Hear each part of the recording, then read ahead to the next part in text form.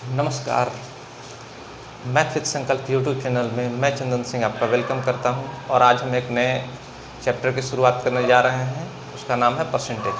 तो जैसा कि आप लोग देख रहे हैं और उम्मीद है कि आप लोगों ने इसका स्क्रीनशॉट ले लिया होगा। आप पहले इसका स्क्रीनशॉट ले लीजिए और हम अब आज परसेंटेज पर चर्चा करेंगे। काफ़ी इम्पोर्टेंट चैप्टर है आपके कंपटीशन के लिए और ऐसे भी सामान्य जीवन के लिए भी काफ़ी इम्पोर्टेंट चैप्टर है और कई जगह ये आपको काम में आएगा। तो पहले हम लोग ये सीखेंगे कि परसेंटेज होता क्या है। आप इसको अपने कॉपी में नोट कर लीजिए और इन पर कैसे हमको वर्क करना है इस पर हम लोग आगे चर्चा करेंगे। तो इसको मैं मिटा दे रहा हूँ, आप लोग स्क्रीनशॉट इसका ले सकते हैं। आप लोग अपने कॉपी में लिख के रखिएगा और कॉपी को अपने सामने रखिएगा और उसके बाद हम लोग इस पर चर्चा करेंगे। पहले तो हम लोग छोटी छोटी चीज़ें हैं उनको समझते हुए आगे बढ़ेंगे। तो सबसे पहले ये समझना है कि इस परसेंटेज की शुरुआत क्यों हुई। परसेंटेज की शुरुआत क्यों हुई? जैसे हुआ क्या कि बड़े बड़े जब डाटा आने लगे तो उनके कैलकुलेशन में या उनके मान समझने में हम लोगों को काफ़ी कठिनाई होने लगी। तो इसके लिए एक मेथड अपनाया गया और एक कोई यूनिट चीज़ लिया गया कि इस यूनिट के संदर्भ में हम लोग बाकी चीज़ों की तुलना करेंगे। जैसे एग्जाम्पल के तौर पे वो यूनिट लिया गया कितना, तो 100, और इसको कहा गया कि इसको हम लोग डिनोट करेंगे इस साइन के साथ और इसका मतलब परसेंटेज हो जाएगा। इसका मतलब क्या हो जाएगा? परसेंटेज हो जाएगा। तो परसेंटेज कहने का मतलब है कि प्रत्येक 100 पे हम लोग कितना किसी चीज़ को वैल्यूएशन कर रहे हैं, प्रत्येक 100 पे कितना वैल्यूएशन कर रहे हैं। तो परसेंटेज जैसे हमको कहा गया कि भाई 200 रुपये का 200 रुपये में से किसी को हमने 20 रुपये उधार दे दिए। 20 रुपये क्या दे दिए? उधार दे दिए और ये डाटा बढ़ते चला गया। तो हम लोग इसको जब परसेंटेज का शुरुआत हुआ तो उसमें ये कहा गया कि जब 200 पर 20 रुपये उधार दिया तो एक ऐसा इकाई ले कि हम लोग बार बार इस बात को समझ जाएं कि 100 पर कितना दिया गया है ये डाटा।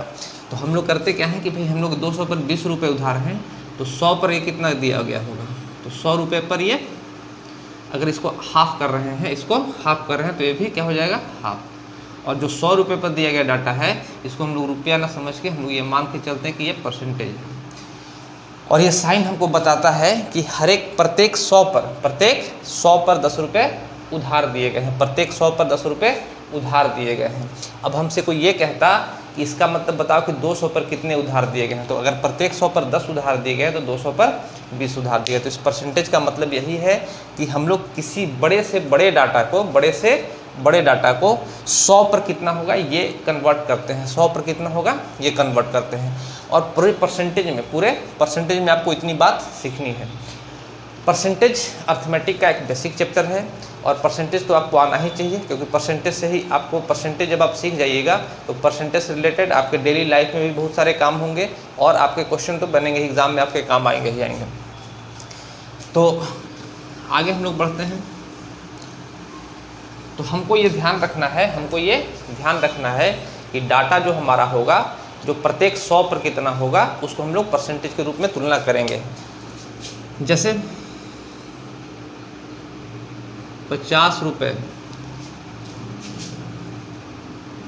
का 5 रुपया कितना परसेंट है? ये 50 रुपये का 5 रुपया कितना परसेंट है? कोई हमसे ये पूछेगा तो हम लोग कहेंगे कि 50 रुपये का 5 रुपया कितना परसेंट है। तो हम लोग इसको हमेशा किस पे गणना करते हैं? 100 पे। तो हम लोग भाई 100 रुपये पर कितना हो जाएगा ये राशि, तो इसको 2 से गुना करके 100 आ रहा है तो इसका भी हम लोग 2 से गुना कर देंगे। तो 100 रुपये पर राशि कितनी हो जाएगी? 10। और 100 रुपये पर जो राशि आ रही होगी इसी को हम लोग कहते हैं परसेंटेज। कैसे निकाल रहे होंगे या कैसे कर रहे होंगे काम, इस बात को ध्यान रखिएगा। कई बार आपको होता है कि परसेंटेज निकालने में कुछ ऐसा डाटा आ जाता है जिसके परसेंटेज निकालने में आपको समस्या होगा। तो इसमें हम लोग 2 चीज़ें अभी सीखेंगे। पहला तो हम लोग परसेंटेज को फ्रैक्शन में कैसे बनाएंगे और फ्रैक्शन को परसेंटेज में कैसे बनाएंगे। जैसा शुरुआत में लिखा हुआ था, तो आप इस बात को समझिएगा कि परसेंटेज का मतलब ही होता है कि प्रति 100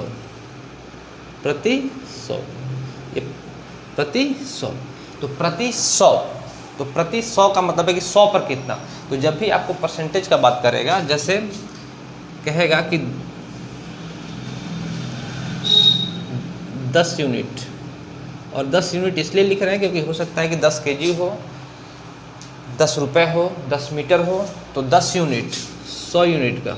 यानी पहला बात तो ये ध्यान रखिएगा कि इनके डाटा, इनके जो यूनिट हैं वो सेम होने चाहिए, इनके यूनिट सेम होने चाहिए। तो यूनिट से यूनिट कट जाएगा, तब जाके हम इसका परसेंटेज, यानी जिसके साथ तुलना होगा उसका यूनिट दोनों का सेम होना चाहिए। तो 10 यूनिट का अगर हम लोग परसेंटेज वैल्यू निकालना चाहें तो कितना पे निकालेंगे, 100 पे। कितना पे निकालेंगे, 100 पे। तो इसको काट रहे होंगे, 10 यूनिट, तो 10 यूनिट का हम लोग परसेंटेज वैल्यू निकाल रहे होंगे, 10 यूनिट का। तो 10 यूनिट का 100 पे अगर निकाल रहे होंगे तो 100 पे निकाल रहे होंगे तो कितना हो जाएगा, तो 100 पे निकाल रहे होंगे तो 10 यूनिट का 100 पे निकाल रहे होंगे तो यही परसेंटेज हो जाएगा, यूनिट से यूनिट कट जाएगा और यहाँ पे आ जाएगा परसेंट। तो 100 पर कितना हो जाएगा, 10%। तो फ्रैक्शन से हम लोग परसेंटेज में और परसेंटेज से हम लोग फ्रैक्शन में वैल्यू कैसे निकाल रहे होंगे, इस बात को समझिएगा। जैसे हमसे कोई कह रहा है कि भाई 10% बता दो किसी भी अमाउंट का, ए का 10% बता दो, तो 10% बताने का मतलब है कि प्रति 100 है। ए जो है सो प्रति 100 कितना होगा, प्रति कोई वैल्यू रहेगा तो उसको हम लोग बटे में लिखते हैं। यानी कि हमको लिखना कैसे होगा, तो a इंटू 10/100, a इंटू 10/100, ये हम लोग इसको इस तरह से लिख रहे होंगे।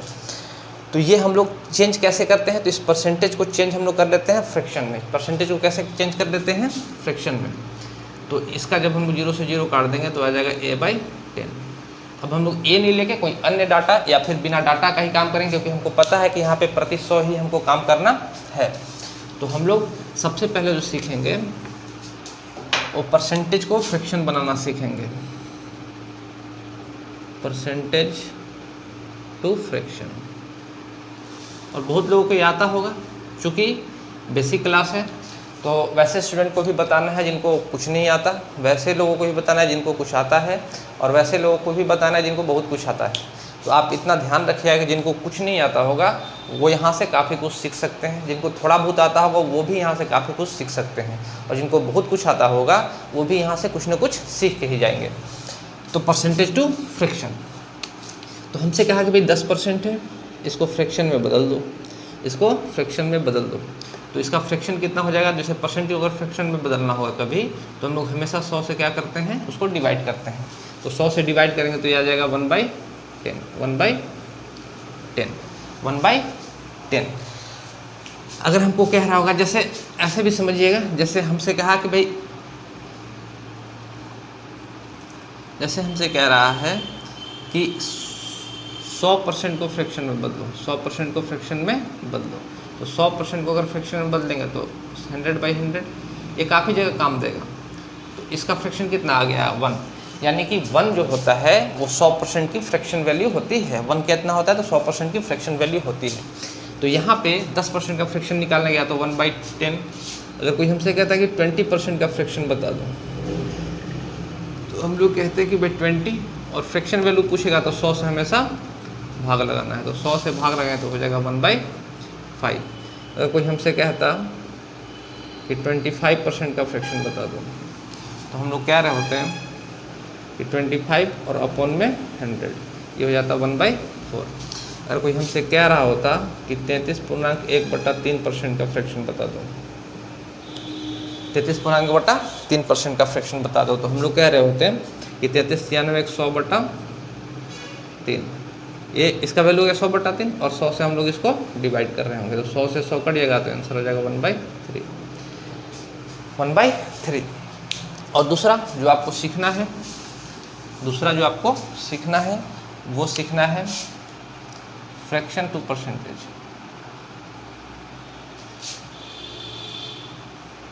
फ्रैक्शन टू परसेंटेज, और फ्रैक्शन से परसेंटेज में किसी चीज़ को कैसे चेंज करते हैं।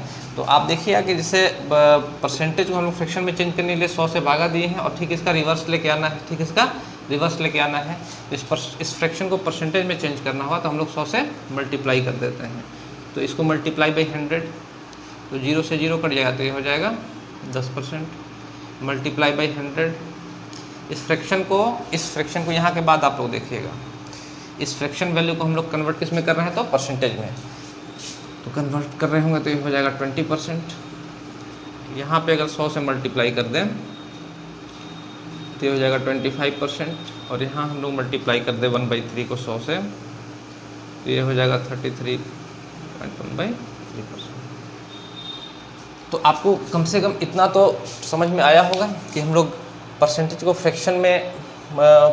फ्रैक्शन में कैसे बदलते हैं, और दूसरा कि फ्रैक्शन को परसेंटेज में कैसे बदलते हैं। कभी भी आपको परसेंटेज टू फ्रैक्शन जाना होगा तो हम लोग 100 से डिवाइड करते हैं, और फ्रैक्शन टू परसेंटेज जाना होगा तो 100 से मल्टीप्लाई करते हैं। तो इसमें मैं आपका ज़्यादा समय नहीं लूँगा, उम्मीद है कि इतनी बातें आपको समझ में आई होंगी।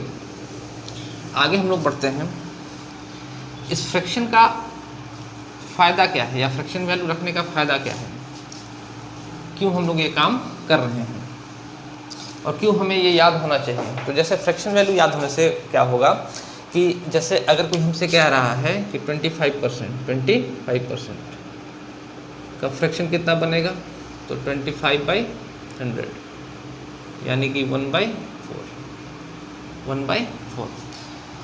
तो हम लोग इस बात का मतलब समझेंगे कि जो 25% का अर्थ होगा, जो 25% का मतलब होगा, वही मतलब 1/4 का होगा, वही मतलब 1/4 का होगा। तो हमको ये देखना है या समझना है कि जैसे 1/4 आ गया तो 25% का फ्रैक्शन आ गया, तो इस फ्रैक्शन वैल्यू को कैसे चेंज करेंगे, डाटा को छोटा हम लोग कैसे कर सकते हैं।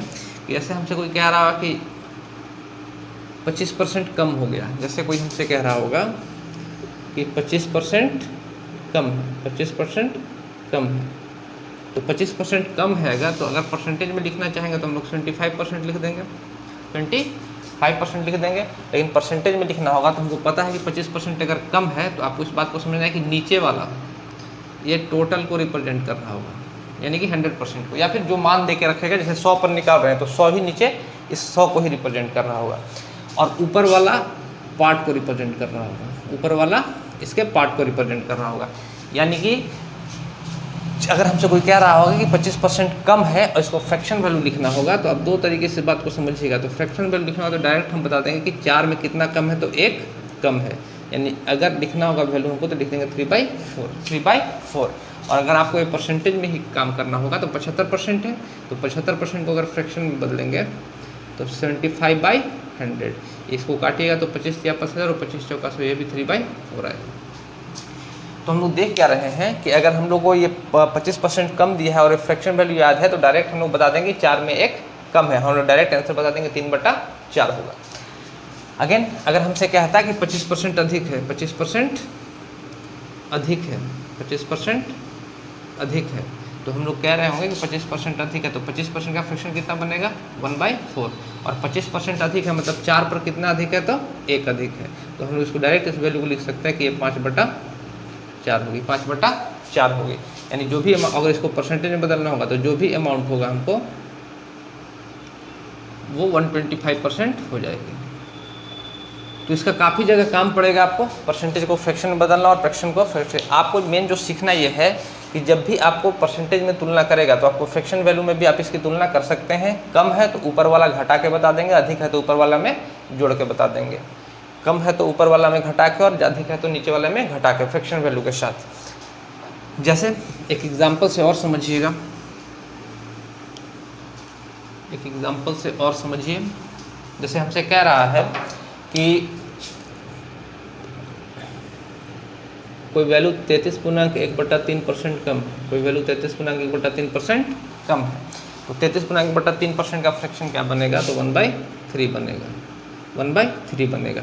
अगर ये कम कह रहा है, अगर ये कम कह रहा है 33.1/3% कम है, इसका मतलब ये हुआ कि 3 में 1 कम है, यानी ये जो बन रहा होगा वो 2/3 बन रहा होगा, 2/3 बन रहा होगा।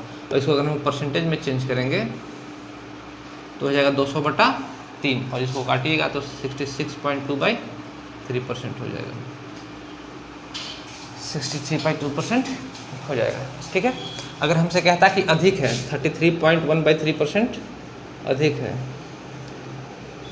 अधिक कहता, तो हम लोग कहते हैं कि 3 पर 1 अधिक है, तो ये कितना हो जाता है, 4/3 हो जाता है, 4/3 हो जाता है। जिसको हम लोग परसेंटेज में बदल रहे होंगे, इसको हम लोग परसेंटेज में बदल रहे होंगे, तो इसको हम लोग लिख सकते हैं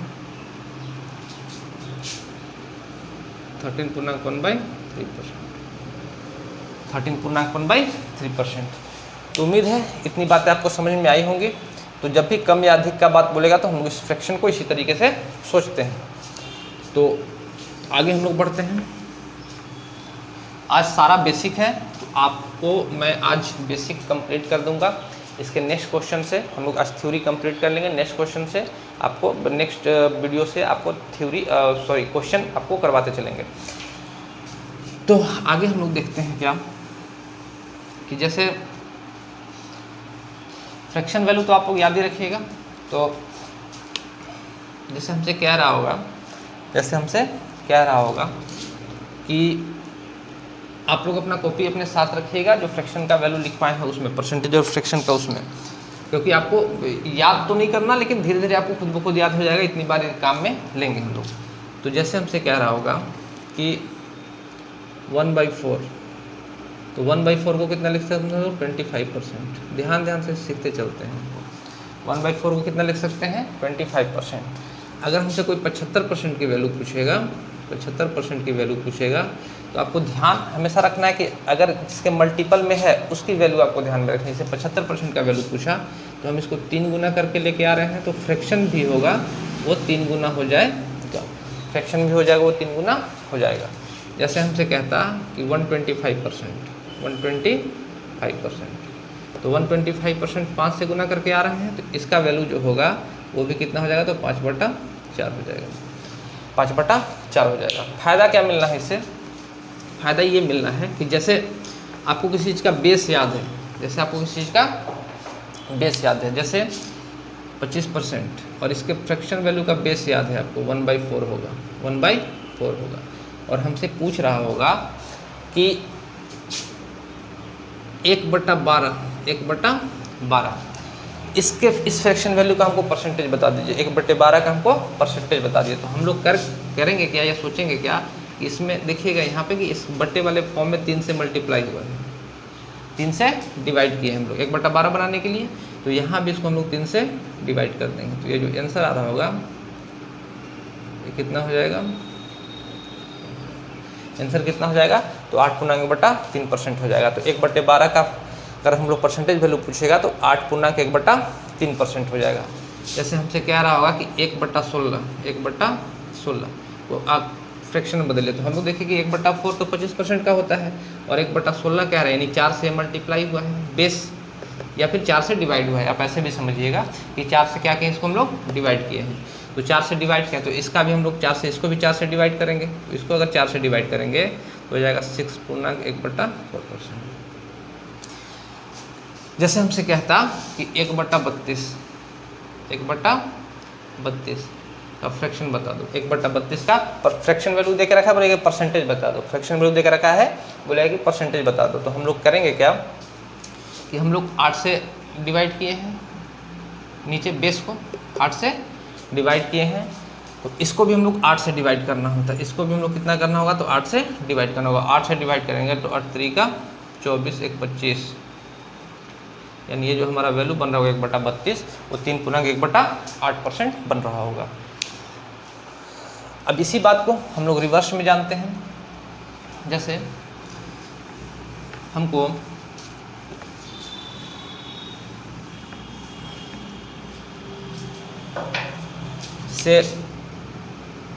हमसे ये कह रहा है कि 25% का फ्रैक्शन हमको पता है, 25% का फ्रैक्शन हमको पता है, 1/4, 1/4 है, 1/4 है, और हमसे पूछ रहा होगा कि 8.1/3% का फ्रैक्शन कितना होगा, 8.1/3% का फ्रैक्शन कितना होगा।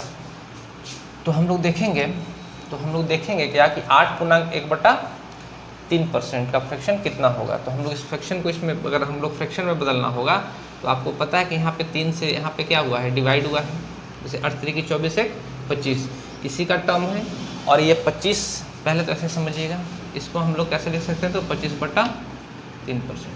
तो हम लोग देख क्या रहे हैं कि ये जो वैल्यू आया है वो 25/3 है, तो इसको 3 से डिवाइड करके हम लोग लाए हैं वैल्यू, इसको 3 से डिवाइड करके लाए हैं, तो फ्रैक्शन वैल्यू भी क्या होगा? तो 3 से डिवाइड हो जाएगा, ये 4 गुना 3 हो जाएगा, तो 1/12 का फ्रैक्शन बनेगा। हम लोग देखिए 6.1/4 है, 6.1/4 4 है, तो ये हमको देखिए भाई 4 से डिवाइड करके हम लोग इसको लेके आए हैं, 4 से डिवाइड करके इस 25% को 4 से डिवाइड करके लेके आए हैं, तो इसको भी हम लोग 4 से हमको डिवाइड करना पड़ेगा। तो ये 4 गुना 4 हो जाएगा और ये 1/16। इसको हम लोग देखेंगे कि ये जो नीचे वाली वैल्यू 8 की 24 25/8, तो ये 8 से हमको डिवाइड करके आया है, इसका मतलब ये जो वैल्यू होगी वो 8 से डिवाइड करके होगी और इसका आंसर हो जाएगा 1/32। तो उम्मीद है ये बात समझ में आई होगी कि परसेंटेज से हम लोग फ्रैक्शन, एक फ्रैक्शन आपको ध्यान रहेगा तो उसके आधार पे जितने भी परसेंटेज या फ्रैक्शन बन रहे हो उनको हम लोग अपने तरीके से निकाल पा रहे होंगे। जैसे थोड़ा सा और इसमें समझिएगा, जैसे हमसे कह रहा है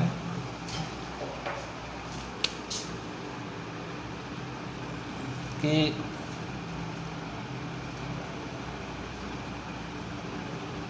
सत्तर % का फ्रैक्शन बता दो, तो 70% का फ्रैक्शन हम लोग लिखेंगे 7/10, 7/10, 7/10। तो कोई हमसे पूछ रहा होगा कि भाई 35% का फ्रैक्शन बता दो, 35% का फ्रैक्शन बता दो, तो ये 2 से डिवाइड करके हम लोग लेके आए हैं, इसको 2 से डिवाइड करके लेके आए हैं, तो परसेंटेज वैल्यू भी 2 से क्या हो जाएगी, डिवाइड हो जाएगी। आंसर जो हमारा 7/20 हो जाएगा, 7/20 हो जाएगा। तो उम्मीद है इतनी बात आपको समझ में आई होगी। हम लोग परसेंटेज निकालने के लिए ये ध्यान रखते हैं कि बेस वैल्यू को पकड़ के चलते हैं। जैसे 1/3 है, तो 1/3 किसका फ्रैक्शन है, तो हम लोग कहेंगे 33.1/3%, 33.1/3% का। तो हमसे कोई कहेगा कि 66.12/3, 66.2/3 का फ्रैक्शन बता दो, तो हम लोग देख क्या रहे हैं कि 33 दूना 66, यानी 2 से मल्टीप्लाई करके ये यहाँ पे आया है। अगर ये 2 से मल्टीप्लाई करके आया है, इसमें 2 से गुना करके आया है, तो इसका वैल्यू भी कितना हो जाएगा, 2 से मल्टीप्लाई हो जाएगा फ्रैक्शन का। तो अगर आपको 1/3 भी याद है, जैसे 1/3 याद है कि 1/3 33.1/3% होता है, और कोई हमसे पूछे कि भाई 2/3 का हमको परसेंटेज बता दो, 2/3 का परसेंटेज बता दो, तो हम लोग डायरेक्ट क्या करेंगे, 2/3 का अगर परसेंटेज पूछ रहा होगा तो हम लोग करते क्या है कि 2 से मल्टीप्लाई कर देते हैं, 2 से मल्टीप्लाई कर देते हैं। इसमें 2 से मल्टीप्लाई करने का मतलब ये हुआ, जैसे अगर हम लोग इस फ्रैक्शन वैल्यू को हम लोग तोड़ के लिखना चाहें, इसको हम लोग तोड़ के लिखना चाहें, तो ऐसा इसको लिखा जा सकता है 33 + 1/3 और मल्टीप्लाई बाई 2। तो जब आप मल्टीप्लाई कर रहे होंगे तो इसमें तो मल्टीप्लाई हो ही रहा होगा, साथ साथ इसमें भी हमको इससे मल्टीप्लाई करना पड़ेगा। तो ये 33 से हो गया 33 दूना 66 और प्लस 2/3, और फिर इसको लिख रहे होंगे तो 66.2/3।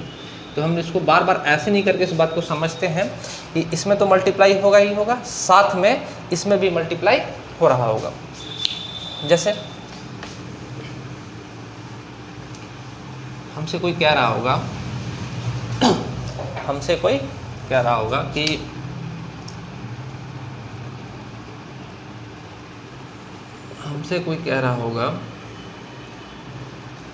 कि 5/4 को परसेंटेज में बदल दिए, 5/4 को परसेंटेज में बदल दिए, तो हम लोग कहेंगे क्या कि 5/4 को अगर हम लोग परसेंटेज में बदलना होगा तो इसको हम लोग लिख कैसे सकते हैं, तो 1.1/4। अगर फ्रैक्शन में लिखना होगा तो 1.1/4, और इसको हम लोग अगर ऐसा लिख पा रहे होंगे तो हम लोग ऐसा करेंगे 1 + 1/4। तो ये जो 1 है, 1 अगर फ्रैक्शन वैल्यू लेके चल रहे हैं तब ये 1 किसको रिप्रेजेंट कर रहा होगा, तो 100% को। 1 किसको रिप्रेजेंट कर रहा होगा, 100% को, और 1/4 किसको रिप्रेजेंट कर रहा होगा, 25% को। तो ऐसा हम लोग समझ सकते हैं कि ये 100% तो ये हो गया और 25% ये हो गया, यानी जो डाटा बन रहा होगा वो 125% बन रहा होगा, 125% बन रहा होगा। अगेन जैसे हमसे कोई कहेगा कि 7/8 है, 7/8 है, तो 7/8 है, तो सबसे पहले आपको सोचना क्या है,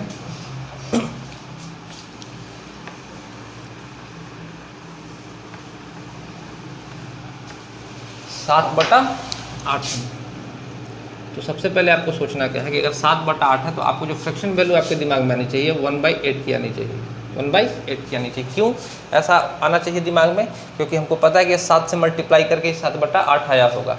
तो अगर 1/8 का हमको अगर हम लोग परसेंटेज याद है, 1/8 का परसेंटेज याद है, तो हम 7 से गुना करके इस 7/8 का भी परसेंटेज निकाल सकते हैं। तो 1/8 का परसेंटेज अगर निकालना होगा तो आप देखिएगा कि ये हो जाएगा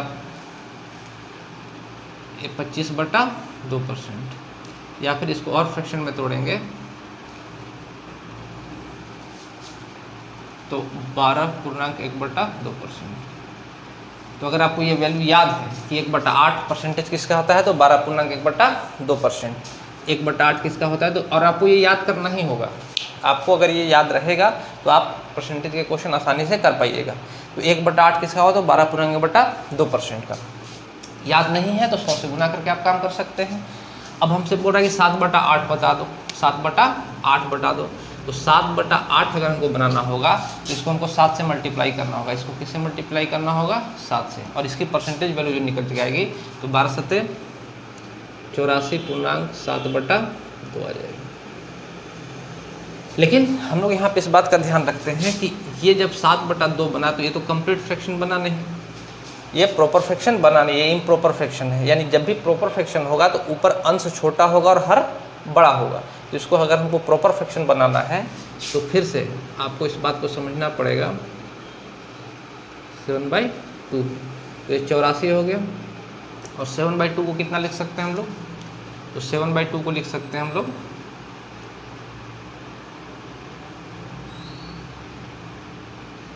3.1/2, 3.1/2 ऐसा। और फिर इसको हम लोग अलग से लिखना चाहें तो कैसे लिख सकते हैं, +1/2। ये 84 और 3 कितना हो गया, 87, और 1/2 हो जाएगा तो 87.1/2%। ये हमारा आंसर होगा।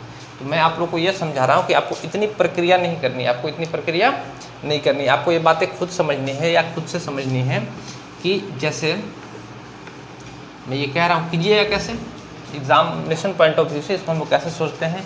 तो आप देखिए कि 12×7 84 और 2 से डायरेक्ट इसको डिवाइड कर दीजिएगा तो 2×3 6, 2×3 1/2 इधर रह गया। तो आपको जो फ्रैक्शन वैल्यू है वो आपको हमेशा इधर रखना है।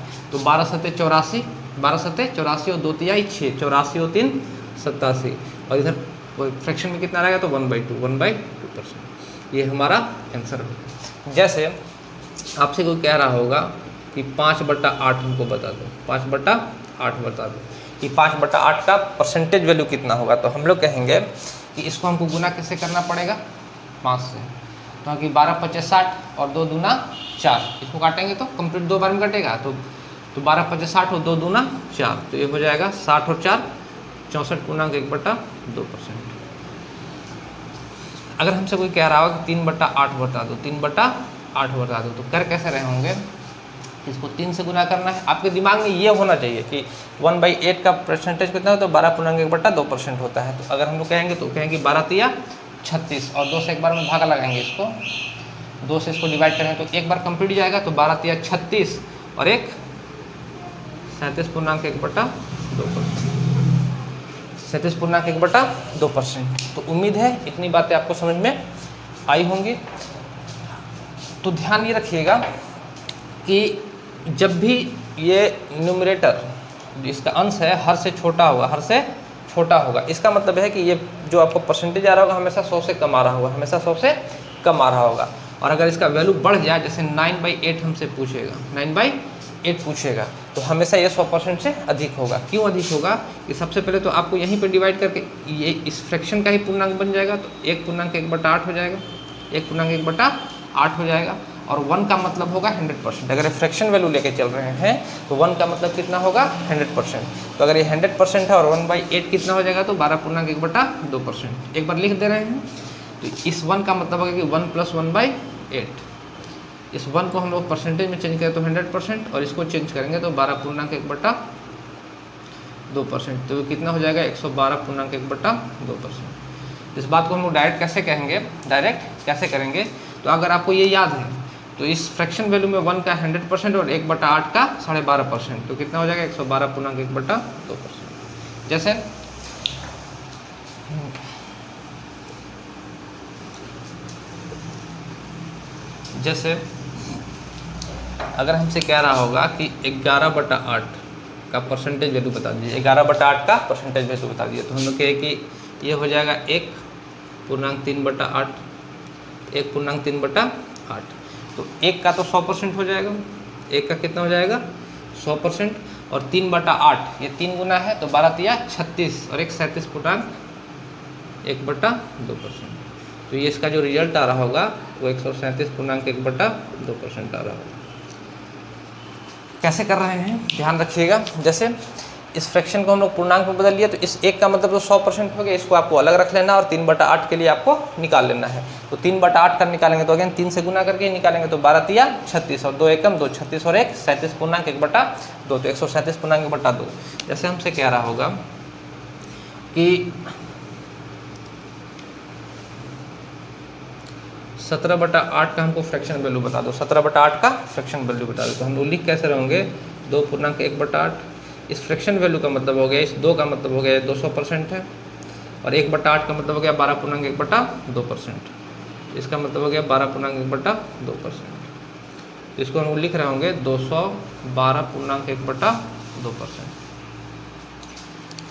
जैसे और हमसे कह रहा होगा कि 19/8 का फ्रैक्शन वैल्यू बता दीजिए। 19/8 का फ्रैक्शन वैल्यू बता दीजिए। तो हम लोग कहेंगे कि 8 दूना 16 और 3/8 तो ये तो 200% हो जाएगा, और 3/8 का हो जाएगा 37.1/2% तो 237। तो इसका जो रिजल्ट आएगा 237.3/8%। उम्मीद है इतनी बातें आपको आज समझ में आई होंगी। बेसिक परसेंटेज का ये था। एक पॉइंट और समझिएगा कि जैसे परसेंटेज में आपको मेन सीखना यही चीज़ें हैं जो सीखनी है वो यही चीज़ सीखनी है। उसके बाद परसेंटेज क्वेश्चन आसान बनेंगे, आपको आराम से क्वेश्चन हम लोग करते चलेंगे और आपको अच्छे से समझ में भी आएगा। जैसे हमसे कोई कह रहा होगा कि x का y%, x का y%, ये हमेशा जो होता है इक्वल होता है y के x% पे, y के x% का। x का y% हमेशा इक्वल होगा y का x% का। क्यों ऐसा होगा? क्योंकि अगर हम लोग इसको लिखना चाहें तो क्या लिखेंगे xy/100, और इसको भी लिखेंगे तो xy/100 लिखेंगे, xy/100 लिखेंगे। यहाँ पे अगर हम लोग इस बात को समझिए कि समान संख्या से ऊपर नीचे गुना भागा कर दें, ये दोनों इक्वल होंगे, ये ध्यान रखिएगा। जैसे यहाँ पे 2 से गुना कर दे और यहाँ 2 से भागा कर दे, 2 से गुना कर दे और 2 से डिवाइड कर दे, तो यहाँ भी 2 से गुना और 2 से डिवाइड कर दें तो भी ये दोनों इक्वल ही रहेंगे, कहने का मतलब ये है कि अगर वैल्यू ऐसे लिखी हुई है, तो हम इसमें समान संख्या से गुना या भागा कर सकते हैं। गुना भी करेंगे और भागा भी करेंगे, मल्टीप्लाई भी करेंगे और डिवाइड भी करेंगे। इसके परसेंटेज वैल्यू में कोई चेंज नहीं होगा। जैसे अगर हम यहाँ 3 से गुना कर रहे हैं तो इसमें हमको 3 से डिवाइड करना पड़ेगा, पहला चीज़ ये। और दूसरा ये कि इसको हम लोग रिवर्स करके लिख सकते हैं, x का y% है तो हम लोग y का x% भी निकाल लेंगे तो भी हमारे रिजल्ट में कोई फर्क नहीं आएगा। जैसे हम लोग कह रहे होंगे कि जैसे कोई हमसे कहा है कि 38 का 35% बता दो, तो 38 का 35% वही होगा, 38 का 35% वही होगा जो 35 का 38% होगा। क्यों ऐसा होगा? क्योंकि हम लोग इसको भी 38 मल्टीप्लाई बाई 35 लिखेंगे बटा 100, और इसको भी 35 मल्टीप्लाई 38/100 लिखेंगे।